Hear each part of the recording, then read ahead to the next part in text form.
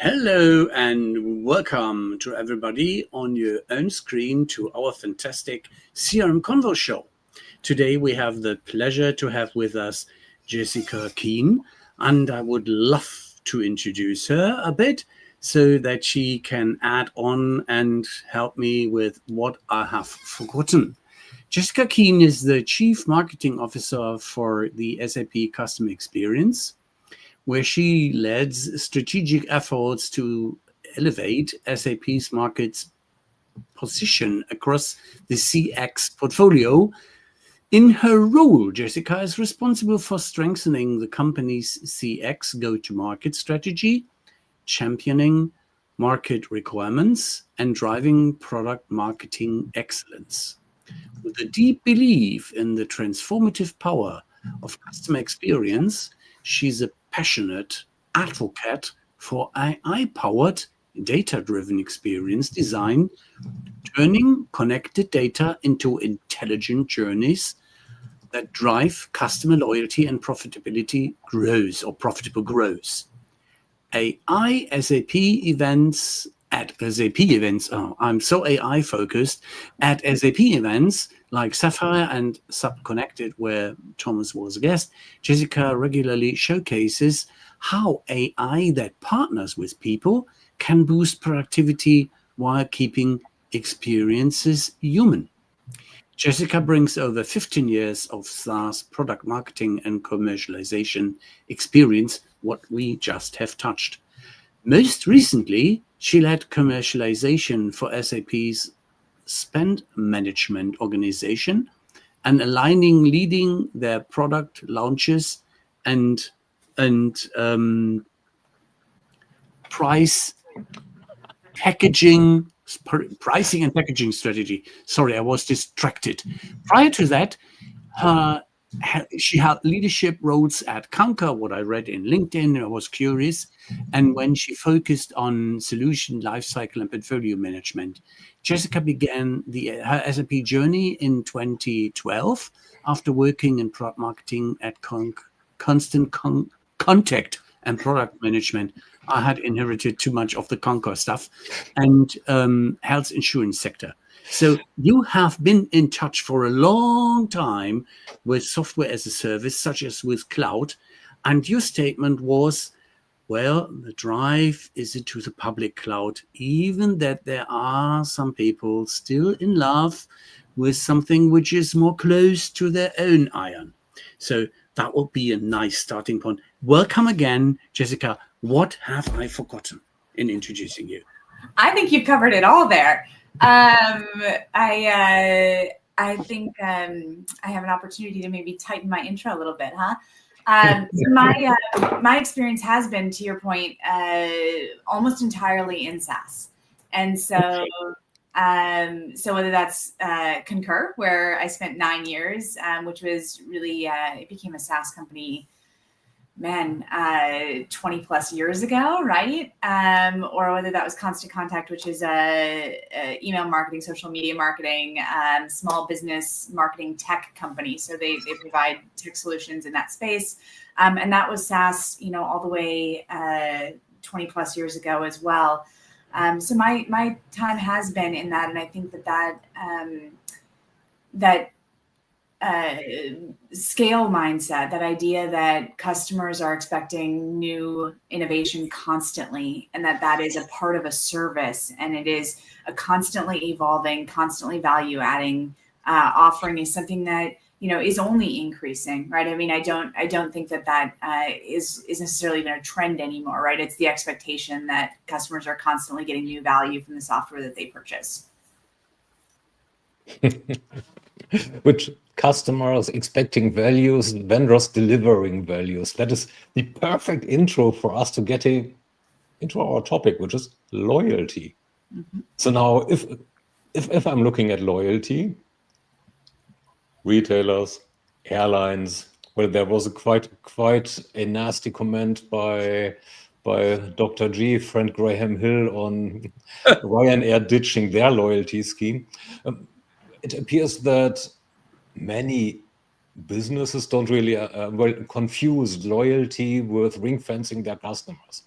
So by giving me discounts, making it hard to leave, instead of making me want to stay, which is quite a different emotion, right?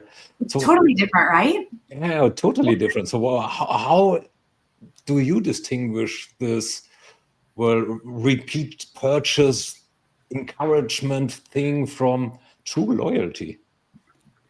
Well, I think all of us can relate to what it means to be a loyal customer, right? Ralph or Thomas, if you think about in your personal lives, what makes you want to buy from a brand, there's a huge difference between feeling stuck and required to buy from a brand versus actually feeling inspired to be a part of a brand, right? And to have a relationship with a brand. There's a massive difference, to your point, Thomas, about the underlying fundamental design of a program that creates and facilitates that relationship with customers. I mean, I think about airlines and hotels are a great example, right? People feel true loyalty because the rewards are really meaningful, right? The difference between me sitting in the back of an airplane and me sitting in the front of an airplane, back middle seat, like I will do a lot to make sure that I am not in the back middle seat of an airplane. And that includes being a little bit more loyal to an airline, right? Even if it means that, I don't get the exact time that I want, or I might not get the exact connection that I want. If it means that I am not stuck in the back middle seat for a 10-hour flight, like I'm willing to do a little bit more, right? And I'm willing to be loyal to that airline so that I can gain those, gain the perks of the relationship, right? And so I really think about it as, what is the difference between the perks of having a relationship and being loyal to a brand versus kind of a punitive relationship? I get super frustrated when I go to the grocery store and the experiences that, I have to download the app and then I have to do this thing and then I have to do this thing and then I have to do this thing before I can get the 10% off of my, kid's favorite cereal. Like, you can bet that I'm paying cereal because it's just not worth it, right? And so it's the difference between creating a great customer experience and valuing a customer because of their loyalty versus kind of creating a frustrating experience if they're not loyal. So what then are some design principles that you would look at? Well, it's easy to bash on airlines, right? I could easily imagine another way of getting to the front seat, which is simply spend a few $100 more, which they probably appreciate as well. But back to loyalty. So what are some design principles that would encourage? Yeah. So, I mean, I think that you're right. You can spend more to get to the front. But most corporations, having worked at Concur for a long time, of course, most corporations have rules around that, right? Most, sales folks or, individual contributors or managers or even directors aren't allowed to book business class. That's not something that's allowed in the policy. And so there are rules at their corporation that dictate the level of class that they can book, the amount that they can spend on their ticket. Loyalty then results in them getting those upgrades that they didn't pay for, where they purchased the ticket that's within the confines and the constraints of their corporate policy, to get the perk because they've been loyal to that airline. And so I think that, that's a really good example of where loyalty really matters, because you don't get to choose as an individual that you just want to spend more and sit up front, because it's not a decision that you get to make in that case, right? A lot of other things are different, right? So I think corporate travel is a little bit different. I think if you're talking about it in a personal perspective, then you can spend a little bit more. But I think the design principles kind of come back to the human experience, really. If you start by building a CX program, a CX experience, a CX design that focuses on delivering delightful experiences at every turn, then your CX experience is going to result in your customers feeling valued. And feeling valued results in loyalty, and loyalty results in advocacy, and ultimately net new customers and repeat customers, right? And so it's not really rocket science. It's designing with the end goal in mind, which is creating satisfied, loyal, repeat advocates, and doing that in a way that starts with designing an experience that achieves that at every single step, right? We just produced a loyalty study that talks about what are the things that actually result in people walking away from brands. Mm-hmm. And it's one bad experience, one really bad experience breaks your loyalty. It doesn't take 5, it doesn't take 3. 1 is enough. Mm-hmm. But this is a recurring theme, right? So we hear that basically forever. But still people fly American. Oh, United. Ouch, yeah. Guitars. Just to name one. I could also have said Lufthansa. But they only lose baggage. All United. But so in how far can we trust this statement? Yeah, so I think maybe looking at it a slightly different way. 72% of customers report that they will stay loyal to a brand only if that brand consistently meets their needs in the moment, right? 72%.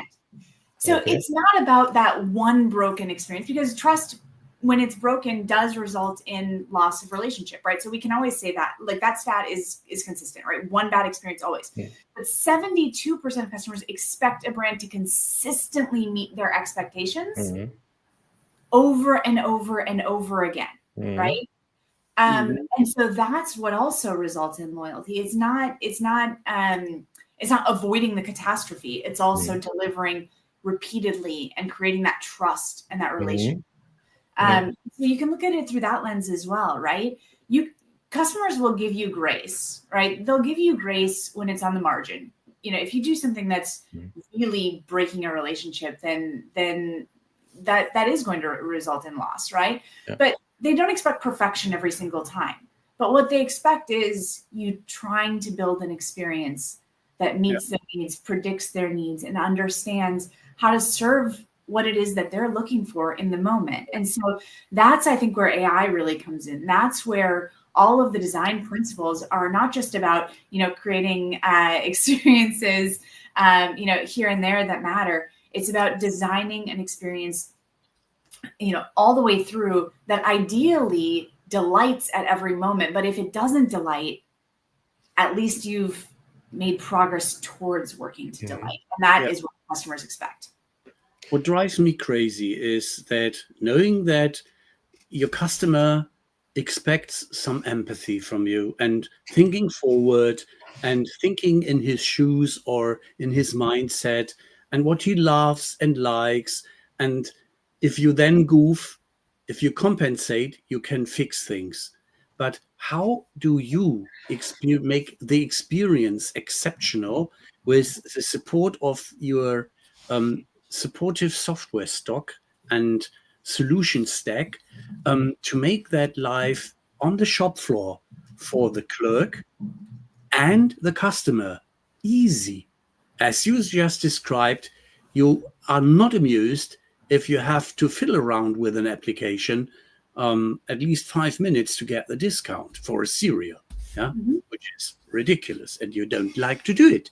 So what is the clue? What is the secret approach you would suggest? Hey, there is a clue. There is a way. Yeah. So I think there are a few things that we've talked about a lot at Connect and in other spaces. But when we think about personalization, that means that your company, that your brand understands your customer deeply, right? And that comes from making sure that you have the right data, the right experiences in your omni-channel marketing efforts, in your commerce efforts, and in store, to your point, to actually understand the customer, deliver relevant offers to them at the right time, engage with them in the right ways, accelerate the offers that actually matter to them, getting into their wallets, getting into their preferred channels, getting into the marketing activities that you outreach them, because those are relevant, they're personalized, and they matter to the customer at the moment that it matters, right? So those things can all happen when you have the right data foundation in place, but also when you actually have all of your connection, your systems connecting and talking to each other, right? So I think about, for example, understanding, when you're shopping, obviously all of us are shopping over the holiday weekend, I assume.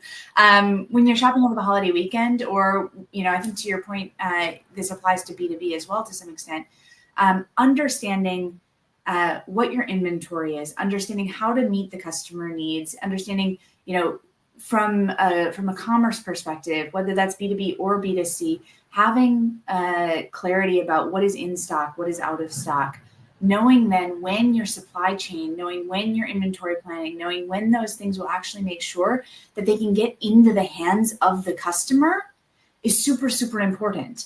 And so the transparency across your entire operational organization, the end-to-end orchestration of that, ideally through agentic capabilities in the very near term, allows you actually to deliver on your customer needs, be clear about the promises you're making. What is the date that you can actually ship? What is the date that this will be in the hands of the customers? When will your customer actually be able to use the capabilities, and being able to service them not only proactively, but also ideally in a one-touch manner, so that you can not only predict their needs, but you can deliver with them. You can deliver for them with clarity, with trust, and with confidence that what you're telling them in terms of, again, delivery timelines, resolution timelines, the inventory availability timelines, all of those things are accurate, transparent, and actually consistently communicated effectively to the customer. And those, I think, are table stakes, right? But also, when you do that and you personalize all of your outreach, your communications, your marketing, your loyalty offers, right? All of those things come together to deliver an experience that is personalized and feels like the loyalty that customer gives to you is honored by you knowing them and communicating with them effectively and building that relationship with them throughout the long term.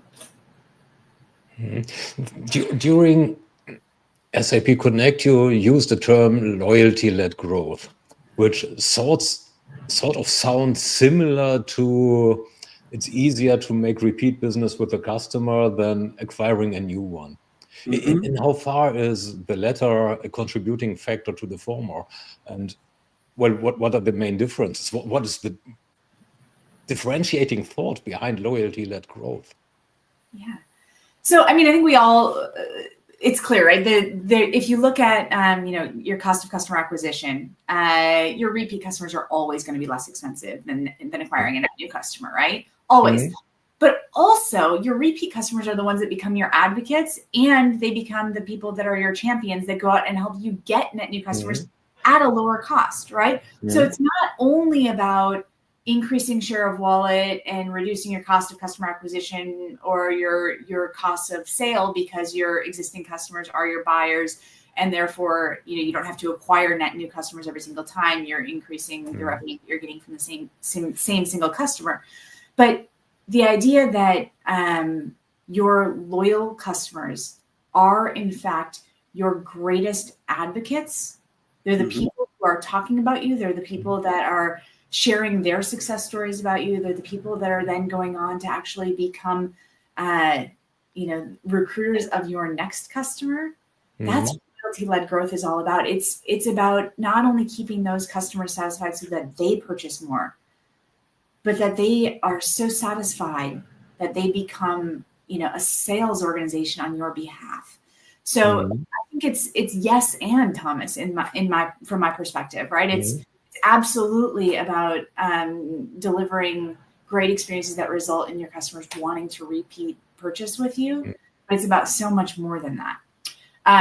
So loyalty growth is also, I think, the way that we're talking about, thinking about the way that you design a CX experience with that loyalty in mind, again, so that you get to advocacy. If that's not the sort of root of the way that you design, it's really hard to get to those customers who not only feel loyal, but actually feel so proud to be a part of your brand community that they become the advocate. So now there is this management word, what you can't measure, you can't improve on. So it means that if you want to go into that direction, or if a business wants to go into that direction, grow via increased loyalty, what would you suggest them to measure as some leading and lagging KPIs or / indicators?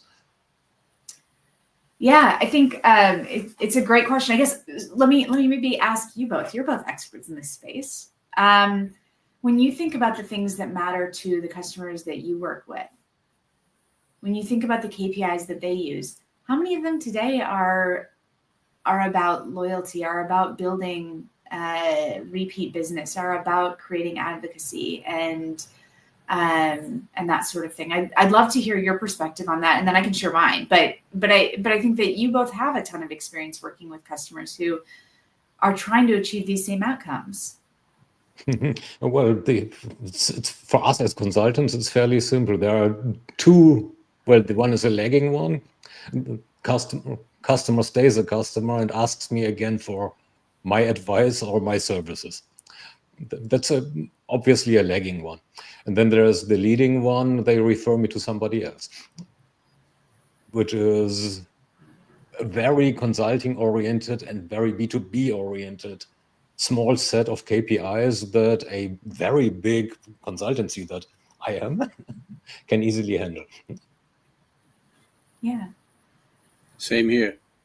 And they would also support if you approach them and consult them in honesty, with empathy, and to their benefit, not the one of the vendor or yours, such as making more hours when it is going for less in the same aspect and effect.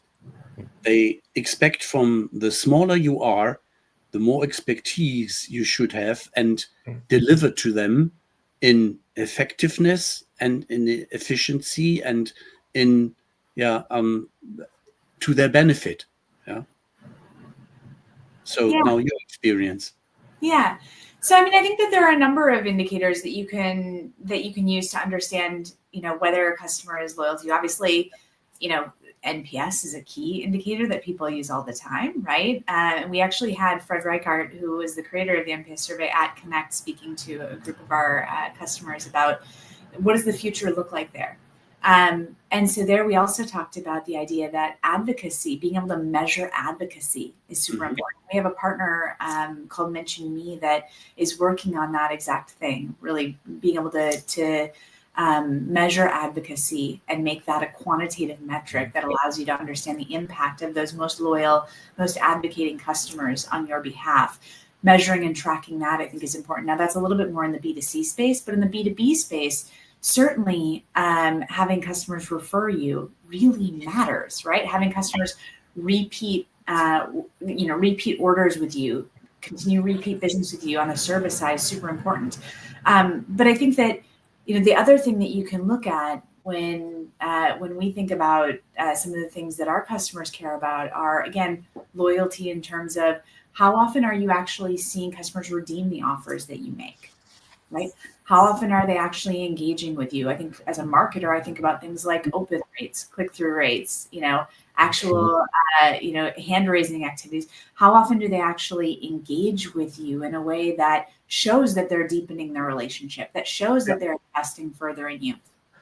And so I think that's super important, sort of top of the funnel and mid funnel. But really, when it comes to building loyalty, SAP recently launched Customer Loyalty Management, our new solution around this. And it's really, creating the offers that are compelling, making those available to customers, and ensuring that that customers can redeem those offers, that they are engaging, that they're building their relationship across brands and across the wallet that they actually have with our customers, so that those customers are actually kind of building that depth of relationship and that ongoing repeat purchase experience that allows them to actually get to the benefits and the perks that are important to them as consumers. And again, that's for our customers using customer loyalty management. And I expect to see more and more success stories as we continue to roll that out and have some customers going live. But ultimately, that's the depth of relationship that so many consumers and B2B customers are looking for. They want consultancy, they want a relationship, they want to actually be recognized and valued for their loyalty to a brand. And so there are a number of metrics that you can use for that. But really, I think, again, on the marketing side, redemption of offers, engagement, repeat purchases, those are the things that we really look for. Do you think there are differences between B2C and B2B businesses? Of course there are. Yeah. It's a leading question, of course. But both Thomas, you and Rolf talked about it from a B2B service perspective, right? Like in the service industry, in the consultancy industry, you're really talking one-to-one relationships with customers, but these are B2B customers, right? And so the buying decisions are different. The buying committees are different. The way that you have to build that relationship is of greater depth, right? Because decisions are not centralized in a certain single individual. They really tend to be a decentralized group of individuals that are purchasing together. And so creating loyalty there is really about, kind of co-innovating together, building consultancy, building a relationship that allows you to continue to grow and deepen the bonds and the interdependency that you have and the reliance that a customer has on your knowledge and your expertise and your partnership, right? And I think that that's super important. When we think about, the B2C side, those relationships can be broken much more quickly. B2B has much more depth and length in the relationship, typically a lot more dependence. I was reading from our team the other day a stat that talked about 88% of customers leave a brand after one bad experience. We talked about that earlier, right? But it's actually 88%. That's on the consumer side, right? B2B side, your expectations are super high, but it's really hard to leave a brand after one bad experience. Obviously, really, really tough experiences are different, but that's a deep relationship. And so continuing to deliver on an ongoing basis is required. It's absolutely required on the B2B side. But it's much less transactional, right? And the ability to discontinue a B2B relationship is very different in nature, right? But repairing those relationships is extraordinarily difficult as well. So I don't think that the drivers of good and bad experiences are different, but I think the expectation is very different. And the level of commitment that brands have to their customers is a little bit different too. I would like to headline it with there is a deal-based approach and a relationship-based approach. Yeah. Deal-based sounds bad these days. Well, I'm not only thinking... I would call it transactional.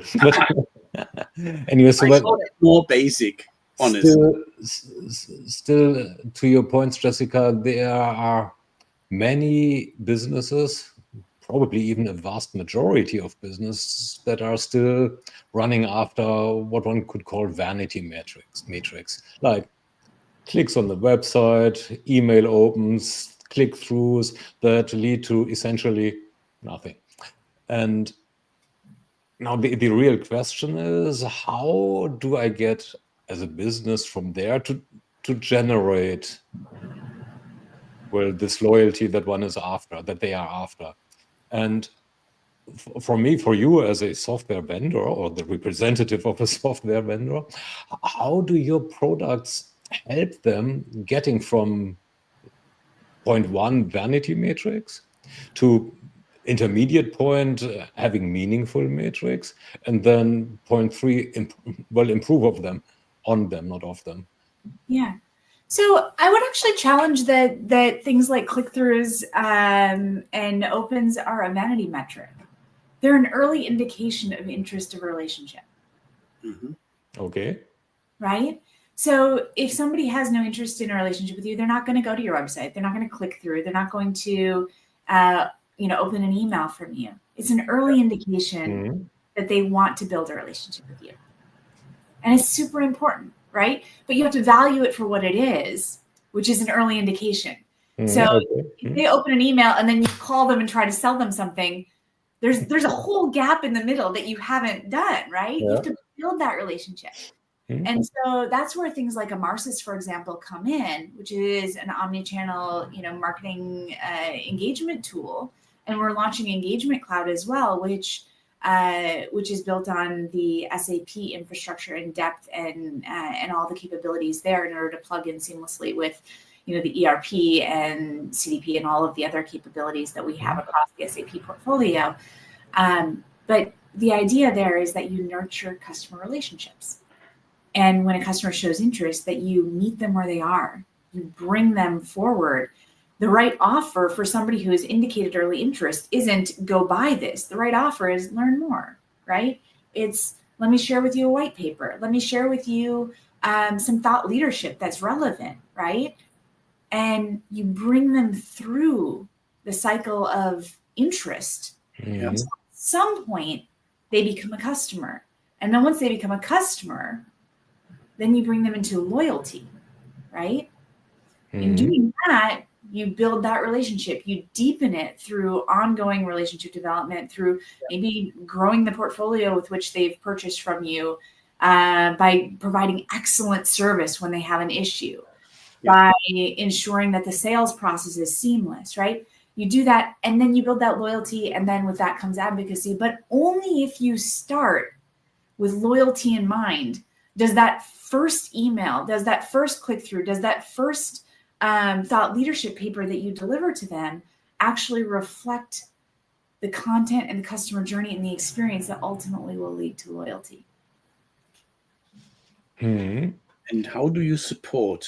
Because I'm a big fan of, if I am in the B2C world and I do shop, and not only online, I would like to have proper advice, proper advisory. And proper advisory by unskilled people is the disaster zone. So the shop floor needs some more AI support, such as what the heck can I tell him to get the right information?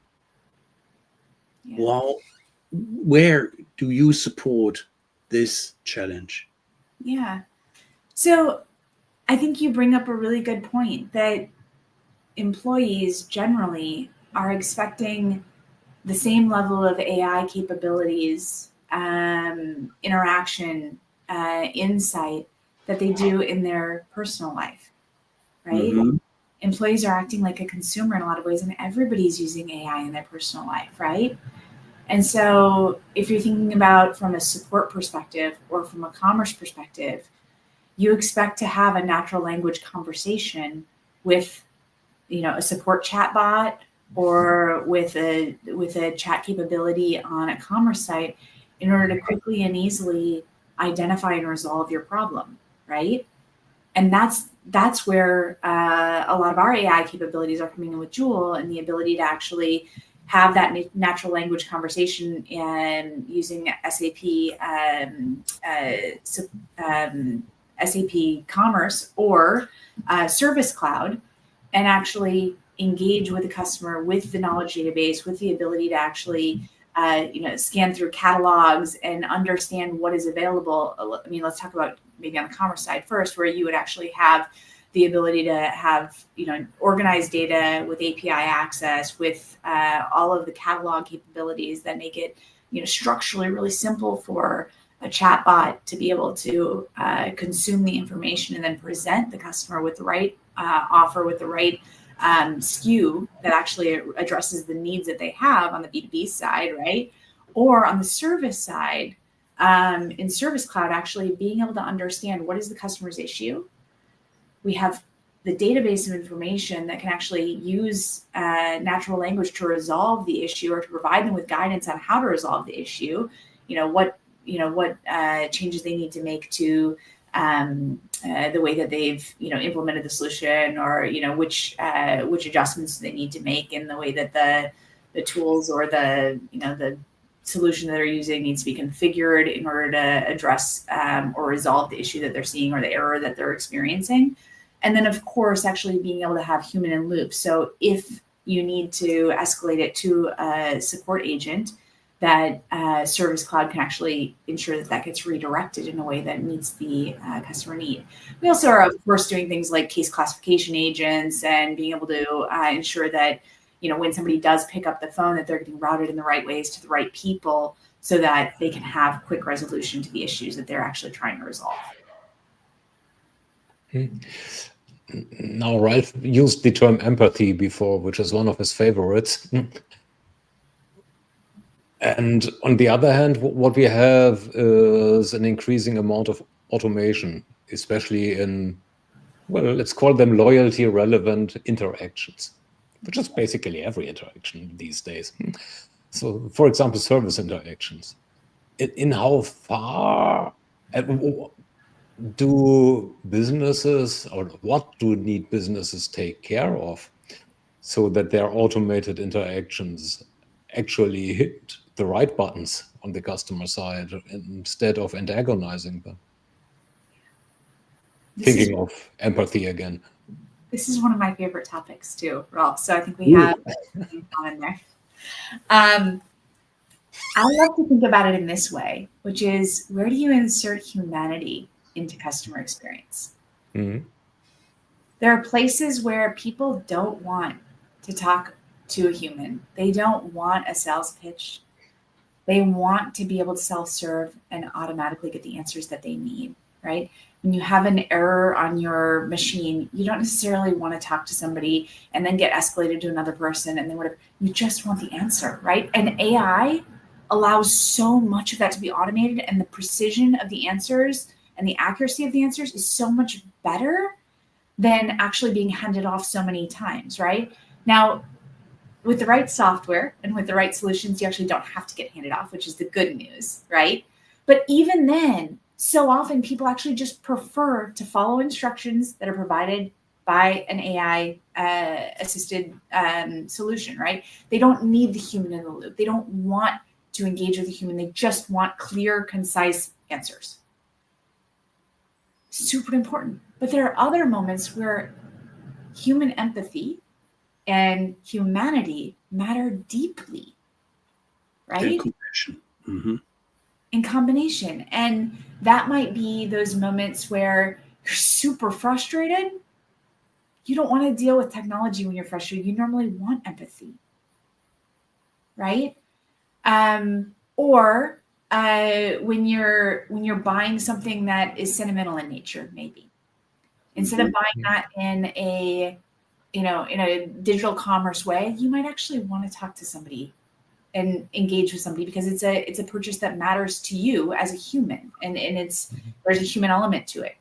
And so thinking about what are the moments in a customer life cycle, what are the triggers in a life cycle that would result in somebody wanting to talk to a human, because ultimately your goal is loyalty, right? And if you have a long-term relationship with somebody, where are the moments where you would want, if you were a person who was on the other end of that, to actually talk to a human? Design your experience accordingly, right? Empathy matters, humanity matters, and there are moments throughout that entire life cycle where that's actually a desirable experience to talk to a human. Yeah. But I do think that more often than not, people want to self-serve, right? They want ease, they want speed, they want efficiency. So give them that when that's what matters, right? Meet your customer where they want to be met. Now, let me exaggerate your words a little, or even turn them around in your mouth. Yeah, so what you are basically seem to be saying is it's either efficient or it's empathic. And empathic or empathetic. And there I'd like to throw a little wrench by quoting one of my favorite studies that's meanwhile 2 years old, done in a clinical setting, so healthcare setting, where a good number of customers/patients felt more empathy coming from the chatbot they interacted with than their doctor. So this seems to indicate that empathy and machine are not contradicting each other. What's your stance to that? I love that. Because to your point, your brand matters, and brands can be empathetic too, even in digital settings. And to your point, if that's often the right way to make the experience matter for a customer, right? Is to actually infuse empathy into the digital experiences that they have. Digital does not mean not empathetic, but digital often means more efficient. It often does mean more concise. It often means, there's a correlation with self-service and digital, right? And that's not a bad thing, right? That's oftentimes people prefer to have that concise, automated, faster experiences because that's what they want. Now, interesting study about in the healthcare setting where people felt like doctors didn't have enough time to actually spend being empathetic. I think that actually gets to a different challenge, which is if you're going to have a human in the loop, if you're going to create moments of humanity, moments of empathy, you need to ensure that those actually show up accordingly, right? If you're going to infuse humans at moments in the customer life cycle because you want empathy, because you want humanity, make sure that that's what you're achieving. Don't put a human there that can't actually solve the problem. Don't put a human in the loop. Don't put a human in the service experience that can't actually show empathy to the customer for the frustration that they're having, because that actually will totally backfire, right? And if doctors are so burnt out, they're so, their schedules are so packed that they aren't there to actually be able to show the empathy that the patients expect of them, then I can certainly understand why a well-trained AI model can actually communicate more empathetically than a doctor that's stretched so thin and doesn't have the right tools or doesn't have the right time or the right support to actually show empathy in the moments that it matters. So I think that that's actually a really fantastic example of making sure that when you do insert humanity, do it in a way and ensure that that human has the tools, the ability, and the guidance and direction to ensure that they're showing up in the way that you're needing them to show up in that moment. Yeah, and then there's the side benefit that the chatbot, quote unquote, is rarely annoyed, or stressed out by previous customers. Theoretically, they react all the same polite manner and the same manner, reducing stress on my side, theoretically. Although we meanwhile know that HAL 2000 is not exactly, a dream anymore. Oops. I think it's a great point, right? And that's, I think, why a lot of people prefer to interact with technology, because they get clarity and concise answers, and they can actually self-serve in a way that gets them what they want. So often, when we do have kind of, especially on the service and support side, when you have a human in the loop, historically, people have been sort of trained to be frustrated by that experience because the service agents, of the past didn't have the tools they needed to actually be able to resolve customer problems and to actually be able to quickly address the customer needs. And so it felt like people were kind of being brought on this journey that was super frustrating, right? And there are still plenty of companies out there that don't have the tools for their support agents that they need, or service agents that they need to actually be able to do one call resolution and things like that. And when that's the case, I think that it ends up being a very frustrating experience for customers. Now we talked a little about service situations the past few minutes. Before that, we have been more into marketing scenarios, early indicators, which is basically something that usually marketers deal with. And on the other hand, there is no one department that can create, quote unquote, I'm lacking a better word here right now, loyalty in a customer. So means it's very likely an endeavor that affects the whole organization, that needs the whole organization to collaborate. So what are some main strategies that you would recommend a business, a B2C or a B2B business, if different, to approach and to consider? So yeah, I think you're spot on that it's not a single organization. It's not marketing that's responsible for creating a great customer experience. It's not sales that's responsible for creating a great customer experience. And it's not support. It's actually not even just CX. And that's why SAP has really doubled down on the suite first approach, in that we are looking across the entire end-to-end organization to ensure that customers have an excellent experience, right?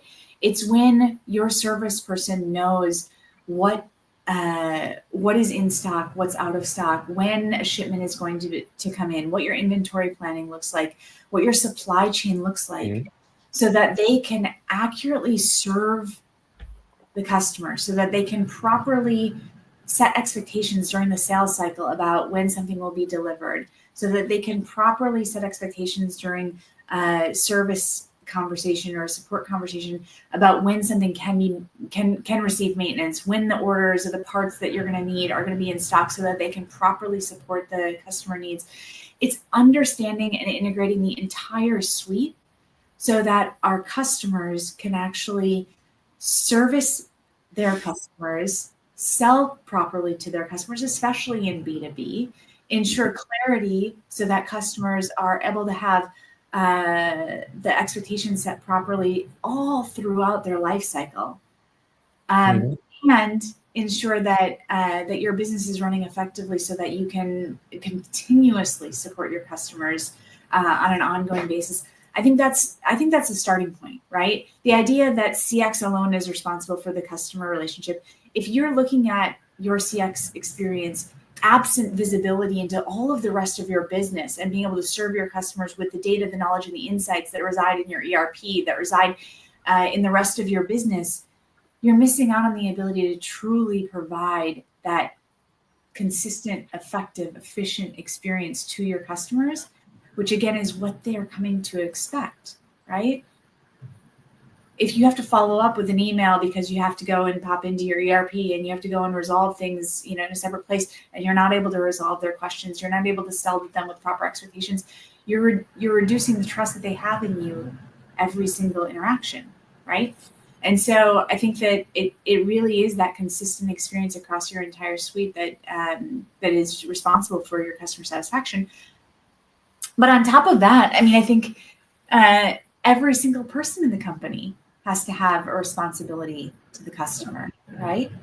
And that's, again, where the loyalty-led growth comes in. If you're starting with loyalty in mind, every touch point, every experience, every social post, every email that you send, every thought leadership paper that you produce is focused on how do you help your customer be better? How do you better serve their needs? How do you better meet them in their time of need so that you're being efficient and respectful to their time? You're educating them in the way that they want to be educated. You're engaging them in the way that matters. The events that you host are useful for them. It's serving their needs. It's advancing their knowledge. It's growing their expertise. I think that is incumbent upon all of us. Every single person who works at the company has a responsibility to make sure that they're focused on serving the customer. Now you mentioned a couple of other interesting words. And the one that is most interesting for me was touchpoint. And well, touchpoint is very related to journey, which is journey management or journey optimization, journey analytics. And what in your mind is more important, the journey or the customer journey, and not the marketing journey, but the customer journey over the lifetime of the customer, or the touch points?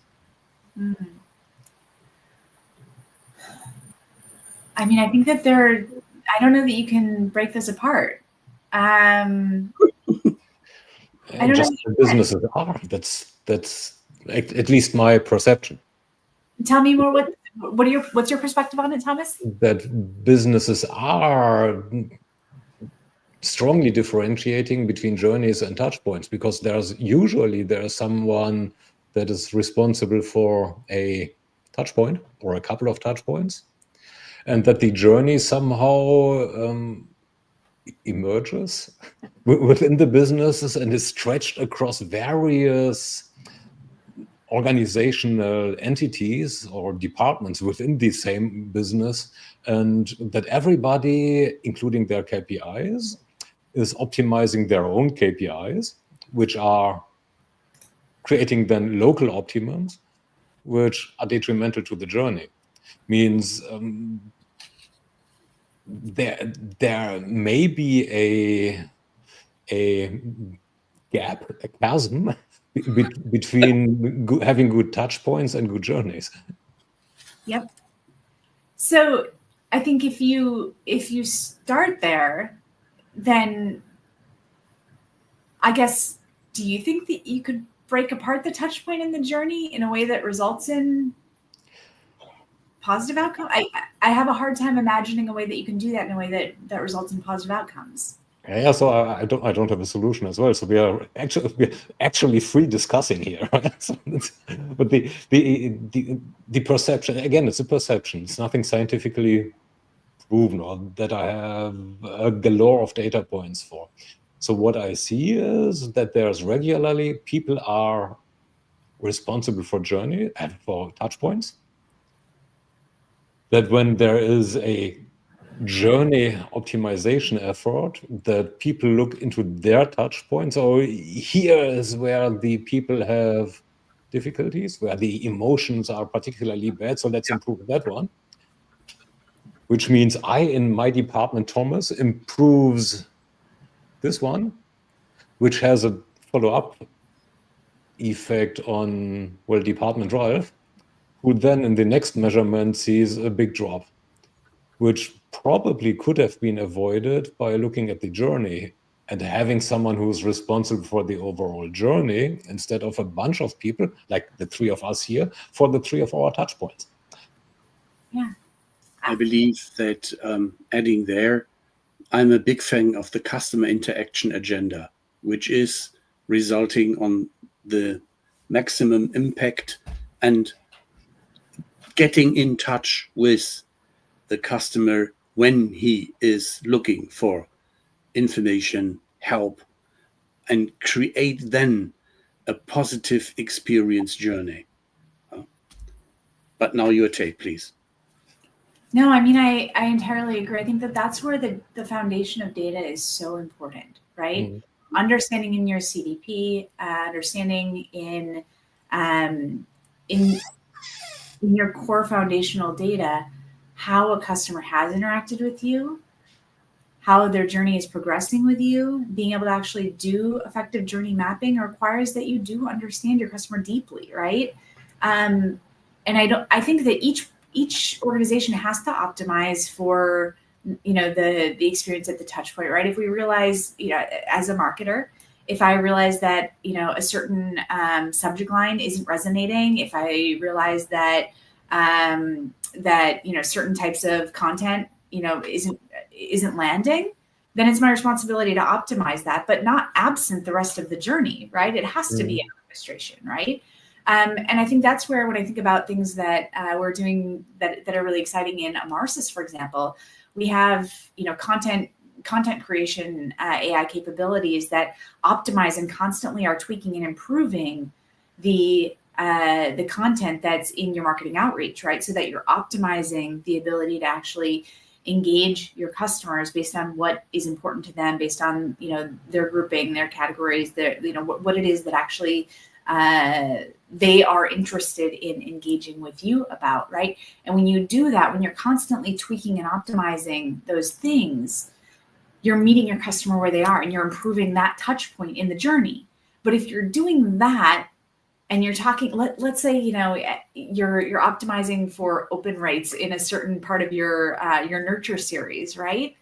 But you're not ultimately thinking about building a loyal customer who cares about, the overall experience that they're having with your brand, then ultimately you're failing, right? And so you need to think about the overall customer journey while optimizing each of the touch points as well, right? They can't live in silos, because otherwise ultimately you're just going to have, puppies and kitties in every single image, because that's what people love and that's what they click on, right? And that's not ultimately going to serve your overall goal, right? And so what you really need to do is think about what is your overall customer journey that you want to deliver. What do you want customers to think, feel, and do as a result of engaging with your organization? How you're going to build loyalty with them. And then you optimize each touch point in the journey with that in mind. But ultimately, it has to be orchestrated between those two things. I just don't see a way in which you can do one or the other. Would it be fair to ask how you're organizing that? Sure. So in our organization, in my role, I get to think about, what is it that matters to customers? What do our customers care about? And how do we actually engage with them in a way that matters to them? And so we're evolving a lot of the content that we're producing in a thought leadership way, for example, to meet customers' needs, to help be a source of education and insight, whether that's the loyalty index that we're producing, or whether that's sharing insights from, the Black Friday weekend about, what's happening, what's changing in the market, things like the return economy. We're seeing more and more there in terms of people making purchases that are a little bit less definitive at the moment of purchase, and returning being, a little bit more commonplace. Those are things that we want to talk about. We want to help educate our customers based on the product telemetry, the data, and the insights that we have, so that they can build CX experiences for their customers that are most impactful, right? Obviously, we're also looking at what does our customer journey look like, optimizing our web experience so that customers can get the insights, the information that they need as quickly as possible. We've recently, on the B2B side, understood that the buying journey is obviously a buying journey for our customers that is, complex and multidimensional. The buying committees are large, and the decision makers are varied, right? Mm-hmm.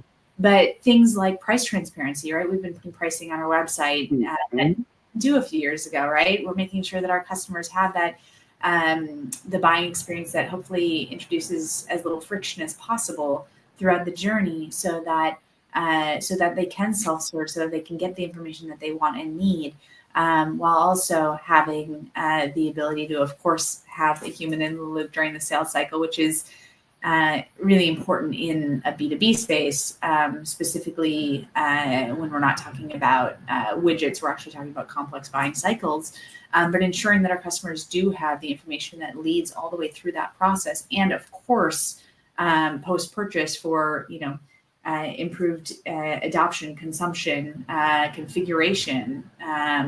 We have events where customers can come and learn about how to optimize and how to, improve utilization, and what other customers are doing to create community, so that they can, build the solutions and the experiences that are most important for their audience, by doing that with best practices, and again, the community that we have of customers who can all talk to each other. So those are the things that we're really focused on in terms of meeting our customers where they are, so that they have the support and the insights and the education and the community that they need in order to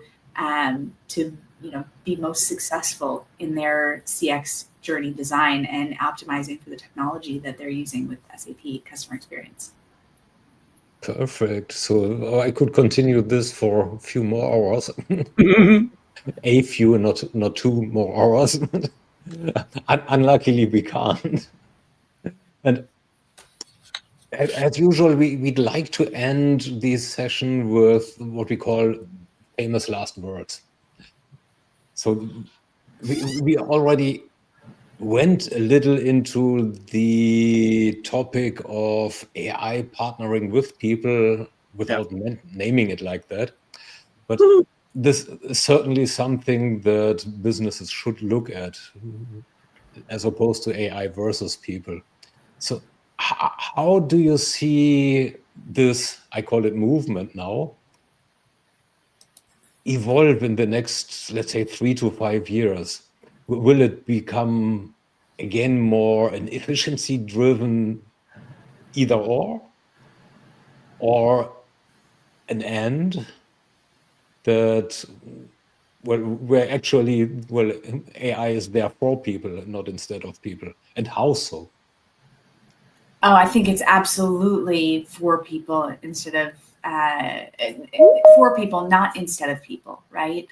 AI is here to stay, right? And it's really about making sure that we build it and we implement it in ways that serve customer needs, that result in outcomes that deliver customer satisfaction and ultimately result in loyalty. So I think, building that journey, building the customer journey, there are so many moments that we can optimize with AI, not only from an efficiency perspective. AI really started driving efficiency, right? Like people were really focused on how do you get the most out of AI? How do you improve your bottom line? All of those things.